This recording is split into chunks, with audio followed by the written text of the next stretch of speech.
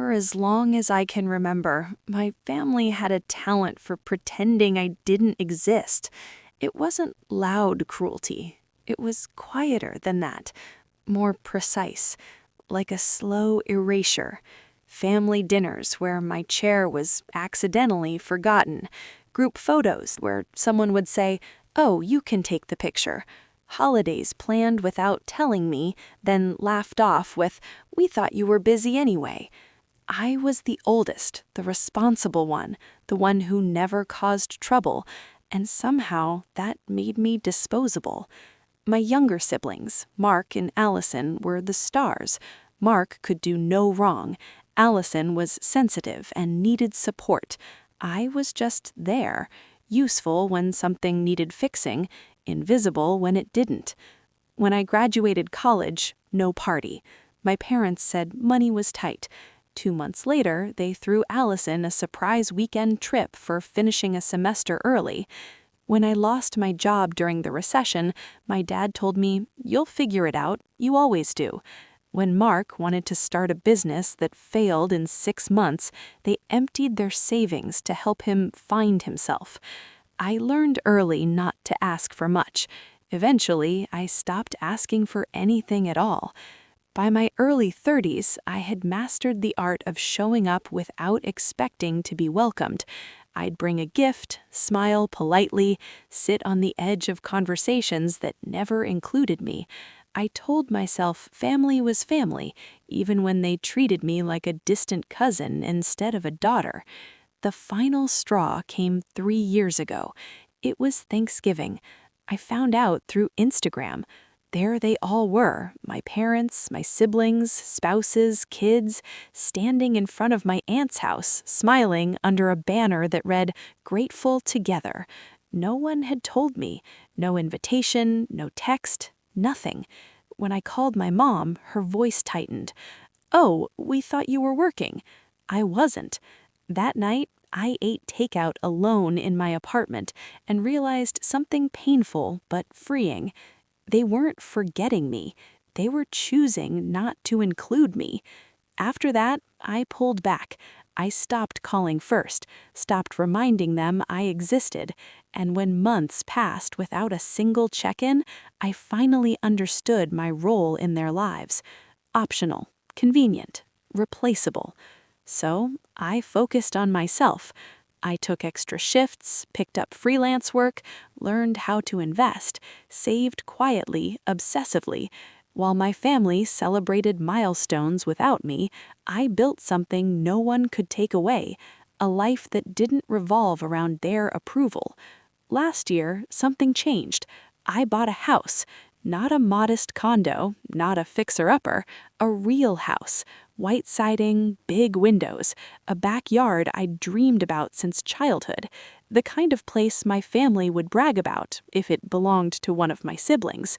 I didn't tell them. I moved in quietly, painted the walls, hosted friends who showed up for me in ways my family never had.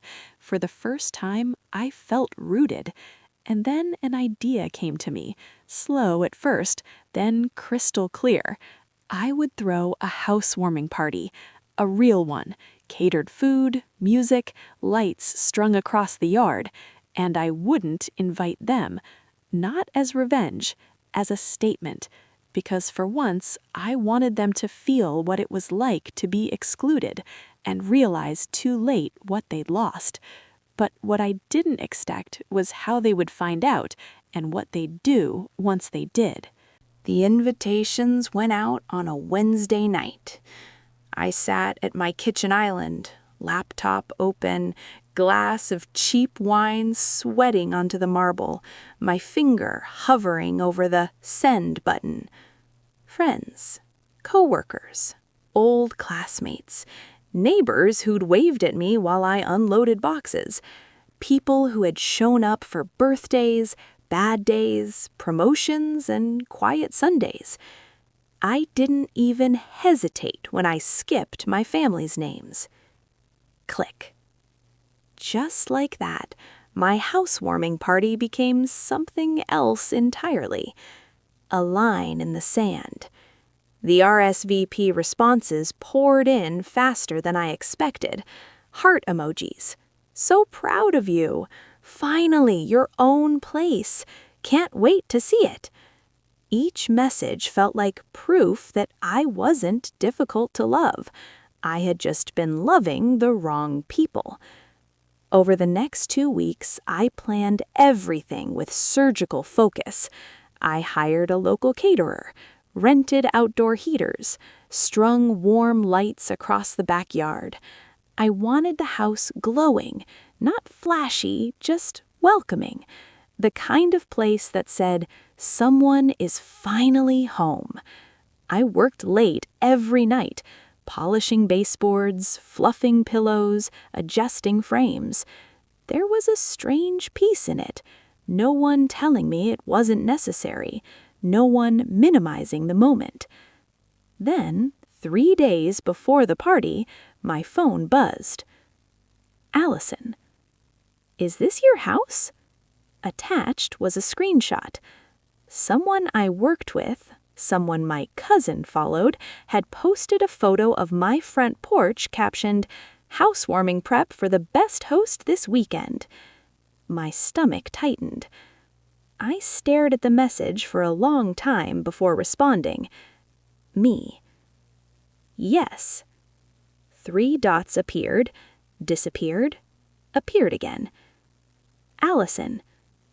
Wow, didn't know you moved.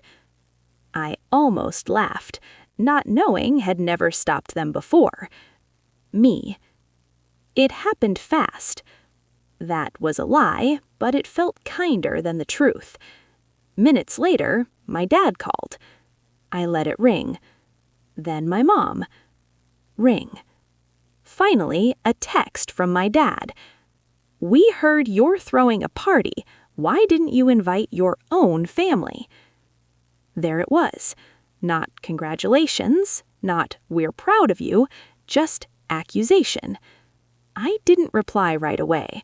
I set my phone down and walked through my house.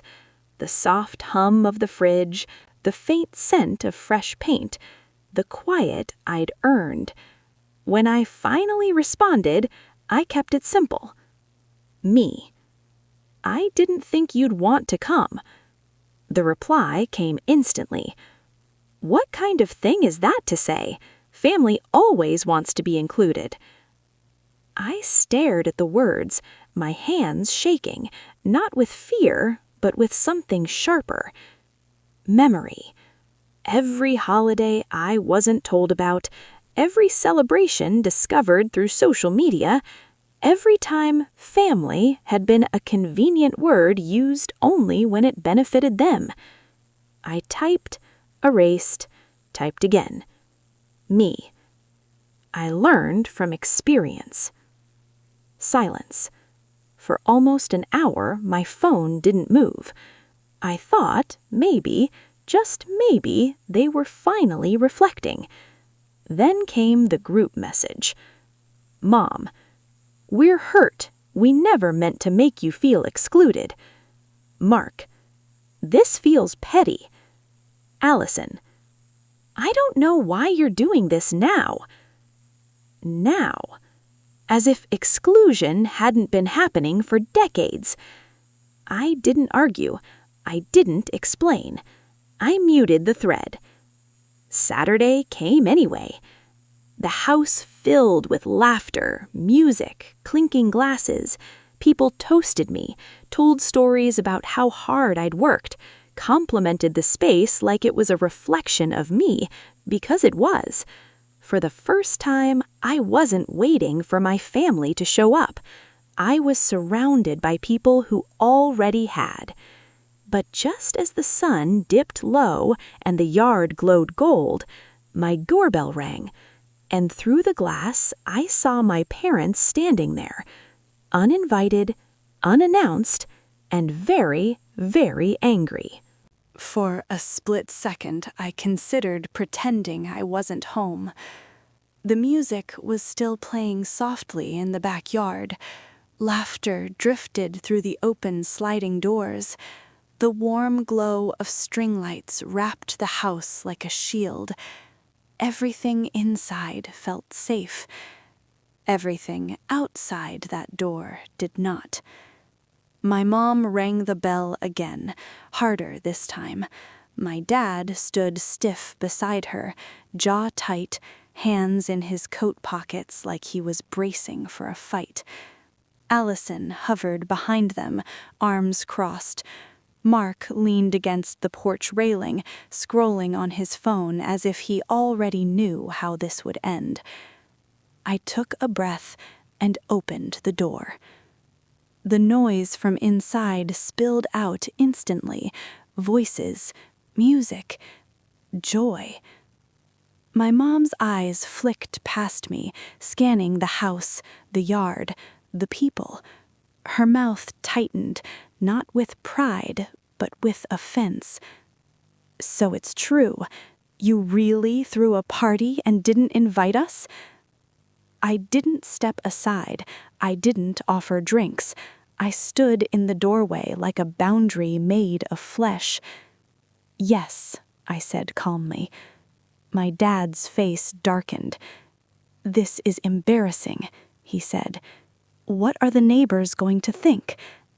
That was the first thing he cared about, not how long it had been since they'd last seen me, not how hard I'd worked to buy this place alone. Appearances. I'm hosting friends. That's all they need to think. Allison scoffed. "So what, we're not your friends now?" I almost laughed. Almost. "No," I said. "You're my family, which makes this worse." My mom stepped forward, lowering her voice like she was soothing a child. "We didn't know you felt this way." I met her eyes. "You never asked." Silence hung heavy between us. Behind me, someone called my name, asking where I'd gone. I didn't turn around. Mark finally looked up from his phone. "Can we just come in?" he said. "We drove all the way here." There it was. The assumption, the entitlement, like my home was just another family resource they could claim whenever it suited them. "No," I said. The word landed harder than I expected. Even I felt its weight. My mom's face crumpled, not in sadness, but in shock. "You can't be serious." "I am," I said. "This party isn't for you." My dad stepped closer, his voice dropping. "After everything we've done for you?" I didn't raise my voice. I didn't need to. "You didn't come to my graduation. You forgot my birthdays. You celebrated holidays without telling me. You taught me exactly where I stand." My mom shook her head. "That's not fair." Neither was growing up invisible. A couple of my friends drifted closer, sensing tension. I could feel eyes on us. My family noticed too. My mom's expression shifted, less confrontational, more controlled. "Fine," she said tightly. "If you want to make a scene, that's your choice." I opened the door wider, not to invite them in, but to be heard. "I'm not making a scene. I'm setting a boundary." Mark laughed under his breath. "Wow, someone's changed." "Yes," I said. "I had to." My dad stared at me for a long moment. Then he turned away.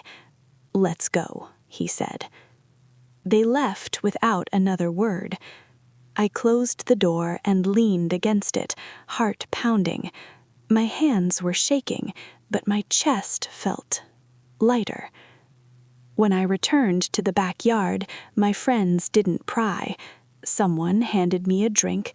Someone else squeezed my shoulder. The music turned up. And yet I knew this wasn't over. Because families like mine don't walk away quietly. They wait. and they strike when they think you're weakest. I woke up the morning after the party with a headache that had nothing to do with alcohol. My phone was already buzzing. Missed calls, messages, notifications stacked so high they blurred together. For a brief moment, I considered ignoring all of it, rolling over, letting the quiet of my new house protect me. But I knew my family. Silence was never peace. It was the calm before they rewrote the story. The first voicemail was from my Aunt Carol. "I don't know what's gotten into you," she said, her voice thick with disappointment. "Your parents are devastated. Excluding them like that, it's cruel." Cruel. I opened my messages. Cousins I hadn't spoken to in years suddenly had opinions. Family friends expressed concern. One message after another carried the same tone, confused, judgmental, and conveniently missing decades of context. Then I saw my mom's post. She hadn't named me. She didn't have to. It breaks my heart when families drift apart over misunderstandings. We raised our children with love, and sometimes that love is thrown back at us. Dozens of comments followed. "Stay strong. Parents don't deserve this. Some people forget where they come from." My stomach twisted. They weren't just hurt. They were controlling the narrative. By noon, my dad showed up at my door. No call, no warning, just a sharp knock that echoed through the hallway. I opened it cautiously. He looked tired, but not regretful. There was resolve in his eyes, the kind he used when he'd already decided he was right. "We need to talk," he said. I stepped outside and closed the door behind me. He folded his arms. "Your mother hasn't stopped crying." I waited. "You humiliated us," he continued, "in front of strangers." "They're my friends," I said. "That's not the point," he snapped. "Family comes first." I exhaled slowly. Then why didn't I? That stopped him, for a second. Then his expression hardened. "You're rewriting history." "No," I said. "I'm finally telling it." He shook his head. "You always had a chip on your shoulder." The words hit, familiar and heavy. That had always been their way, turn my pain into a personality flaw. "People are asking questions. Your aunt, your grandparents, they think something's wrong with you." I laughed, short and humorless. Something was wrong with me. I kept begging for love from people who didn't want to give it. His jaw clenched. "If you don't fix this," he warned, "you're going to tear this family apart." I met his gaze. I didn't tear anything apart. I just stopped pretending it wasn't already broken. He stared at me like a stranger. Maybe I was. "Apologize," he said finally. "Invite us over. Make it right." I looked past him at my house, the place I'd built, brick by brick, without them. "No," I said. His eyes widened, then narrowed. "You're being selfish." "I'm being honest." He stepped closer. "You think this house makes you better than us?" The accusation surprised me, and then it didn't. "This house doesn't make me better, it makes me safe." Something flickered across his face. Not guilt, fear. He realized he was losing control. "Don't expect help from us anymore," he said coldly. "You've made your choice." I nodded. I already did. He walked away without looking back. That evening, my phone buzzed again. A message from Allison. "We're telling everyone you've changed, that success went to your head. Don't make this uglier than it has to be." I stared at the screen. They wanted me silent, ashamed, small. Instead, I opened my laptop, because if they were going to tell a story about me, I was done letting them be the only ones heard. I didn't sleep that night. Not because I was scared, but because something in me had finally woken up. For years, I had swallowed moments like pills I was told would help, but only made me numb. It's just how they are. Don't make things awkward. Be the bigger person. All that silence had bought me nothing except invisibility. So at 2:14 a.m., sitting alone at my kitchen table with the lights dimmed and the house breathing softly around me, I started typing. I didn't name names. I didn't attack. I didn't dramatize. I told the truth. I wrote about being left out of holidays and milestones, about finding family events through social media, about always being expected to understand while no one tried to understand me. I wrote about how buying my home wasn't an act of rebellion, but survival. I ended it simply. Setting boundaries isn't cruelty, it's self-respect. I hope one day my family can understand the difference. I read it 3 times. Then I posted it. By morning, it had spread farther than I expected. Friends shared it. Coworkers messaged privately to say they'd experienced similar things. Even people from my extended family, quiet ones who'd never spoken up, sent notes saying, "I always wondered why you weren't there." My parents noticed. My mom called first. I didn't answer. Then my dad, straight to voicemail. By noon, the group chat exploded. Mark, "Are you serious right now?" Allison, "You're making us look abusive." That word caught in my chest. Abusive. I hadn't used it, but they had recognized themselves anyway. Mom, "Take it down. You're hurting your grandparents." I typed slowly. I told my experience. If that hurts, maybe it's because it's true. Silence followed, until my Aunt Carol messaged again, this time privately. "I had no idea," she wrote. "Your mom always said you preferred being alone." I stared at the screen. Preferred. They hadn't just excluded me. They'd rewritten me. That afternoon, I got a knock at the door. It was my cousin Jenna, the one person in the family who'd always been quiet, observant, never fully buying the version of events she'd been fed. She stood awkwardly on the porch. "I hope it's okay I came by." I stepped aside and let her in. She looked around slowly. "This place, it's really you." I smiled. "That's why I love it." She hesitated, then said, "They're panicking." I leaned against the counter. "Because—" She lowered her voice. "Because people are asking questions, and because they can't control this anymore."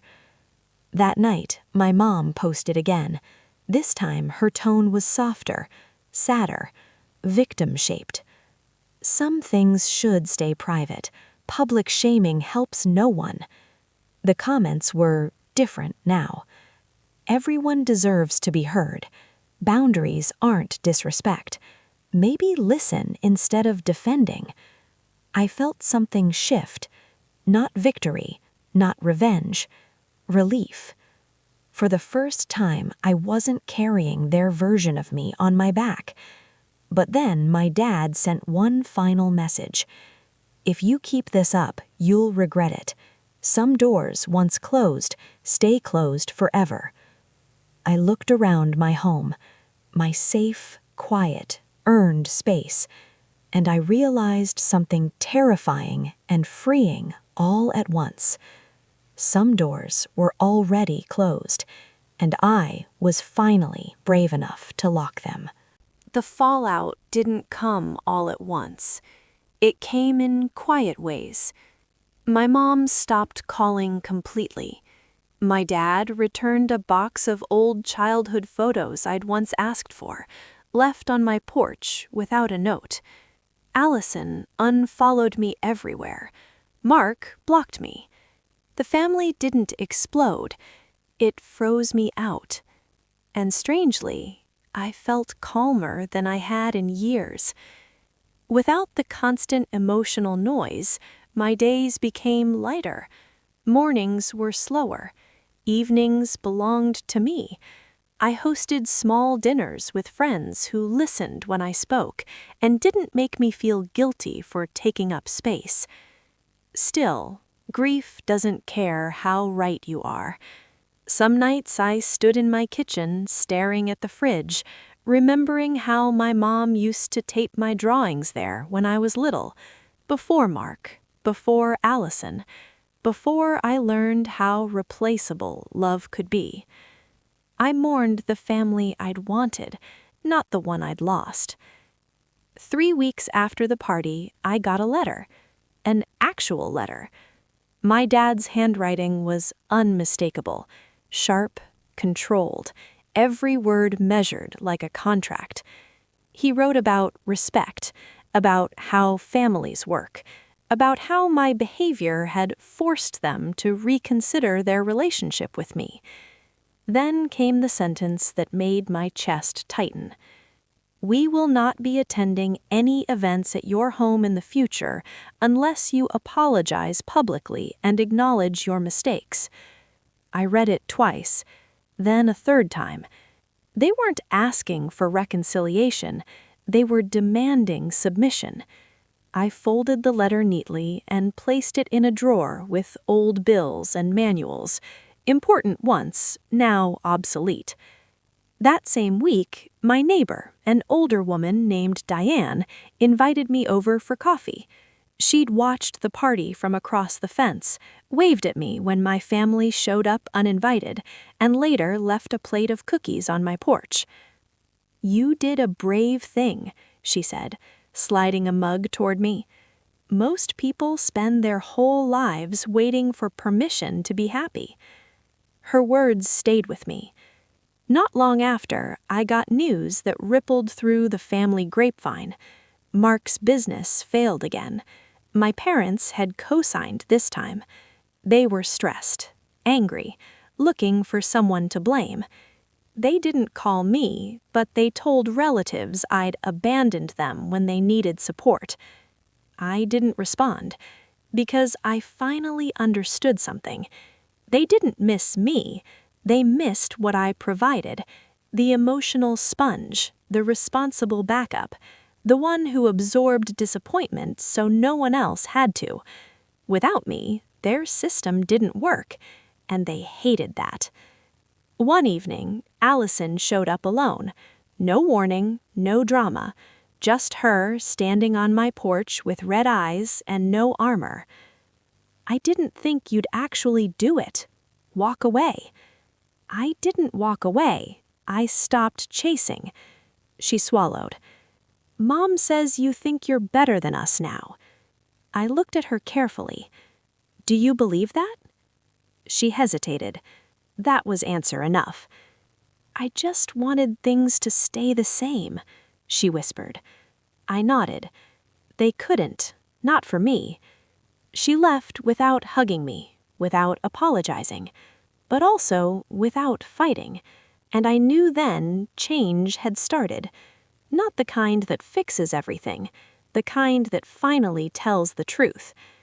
But the hardest part was still coming, because sometimes, after you choose peace, life tests whether you're willing to keep it. 6 months passed. No birthdays together, no Sunday dinners, no surprise texts pretending nothing happened. The silence became routine, and then, strangely, comforting. My house changed with the seasons. Spring lights spilled through the windows, the backyard filled with green. I planted herbs along the fence and learned which corners caught the best sun. The space didn't just shelter me, it reflected me. I stopped bracing myself. One afternoon, my mom called. I almost didn't answer. Her voice sounded smaller than I remembered. "Your father had a heart scare," she said. "He's fine now, but it made us think." I waited. "We want to come by," she continued. "Just talk, no fighting." I took a long breath. This was the moment I'd imagined for years, the moment they realized they might lose me for real. "You can come, but only if we're honest." They arrived 2 days later. No entourage, no speeches prepared. Just my parents, standing in my driveway like guests instead of owners. Inside, they looked around slowly. My mom touched the counter. My dad noticed the framed photos, friends, trips, laughter, proof of a life they hadn't curated. "This is nice," my dad said quietly. We sat at the table. No one reached for control, no one interrupted. I spoke first. "I won't compete for love anymore. I won't be the one who's always understanding while being overlooked. If I'm in your life, it's as an equal." My mom cried. Not theatrically, just tears she didn't wipe away. "We didn't see it, and when you spoke up, it scared us."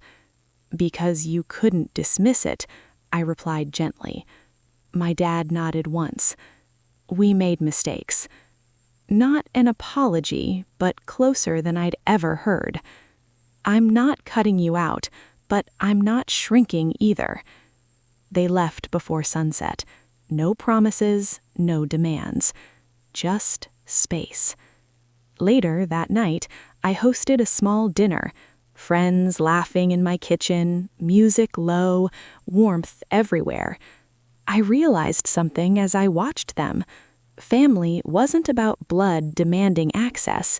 It was about presence, consistency, choice. Weeks later, Allison texted. Mark didn't, and that was okay. Some relationships healed halfway, some didn't. But I didn't measure my worth by their recovery anymore. On the anniversary of the party, I hosted another gathering. This time, my parents came. Quietly, respectfully. They left early, and I was okay with that, too. Because the house had done its job. It didn't fix my family. It fixed me. For years, they excluded me without consequence. I responded not with anger, but with a life so full, exclusion stopped hurting. And that was the part they never expected. End.